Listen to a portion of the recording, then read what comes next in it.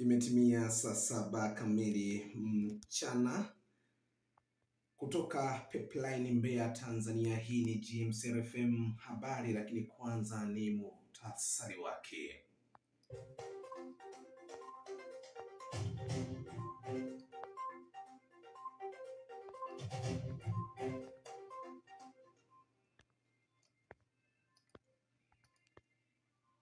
Mahakama ya wilaya ya Kwimba mkoani Mwanza imemhukumu Malimo Mathias Nguno kwa jina maarufu Gohe mwenye umri wa miaka 41 kifungo cha miaka 30 jela baada ya kumkuta na hatia ya kumbaka mtoto wa miaka 13 mwenye ulemavu wa kusikia kiziwi.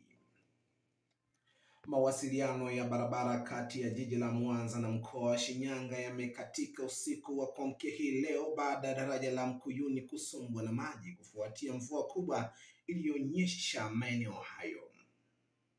Na serikali ya Jamhuri ya Kidemokrasia ya Kongo na kundi la waasi la M23 wanatazamiwa kufanya mazungumzo yao ya kwanza ya moja kwa moja tarehe 9 hii leo mjini Doha nchini Katari.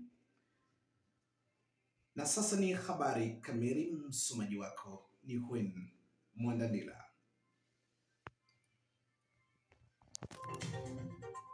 Mwanza imemhukumu Malimo Mathias Nguno kwa jina maarufu Gohe mwenye umri wa miaka 41 kifungo cha miaka 30 jela baada ya kumkuta na hatia ya kumbaka mtoto mwenye umri wa miaka